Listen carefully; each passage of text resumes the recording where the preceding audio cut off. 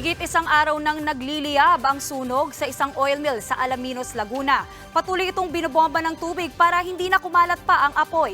Nasa fronte ng balitang yan si Gary De Leon. Tila hindi umuubra ang mga fire truck sa sunog na ito sa isang oil mill sa Alaminos, Laguna.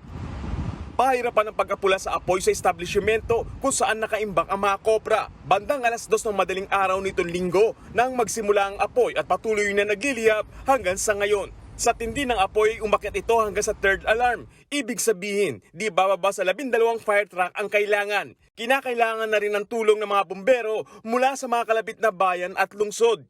Kahit matagal na nagliliyab ay hindi naman ito kumalat sa mga kalapit na establishmento. Patuloy pa rin itong binobomba ng tubig.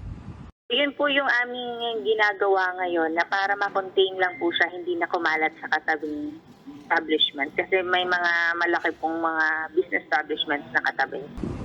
Wala namang napaulat na nasaktan sa sunog. Walang injured, wala ding casualty. Gabi nangyari, kaya nga po walang naitalang injured. Iniimbestigahan pa kung paano nagsimula ang apoy at kung magkano ang kabuuang halaga ng nasunog na ari-arian. Nagbabalita mula sa Frontline, Gary De Leon, News 5. Mga kapatid, Maui David po. Simula ng inyong araw na may alam at may pakialam sa mga may init at umaaksyong balita sa bansa. Para maging una sa balitaan, mag-subscribe at mag-follow sa social media pages ng News 5.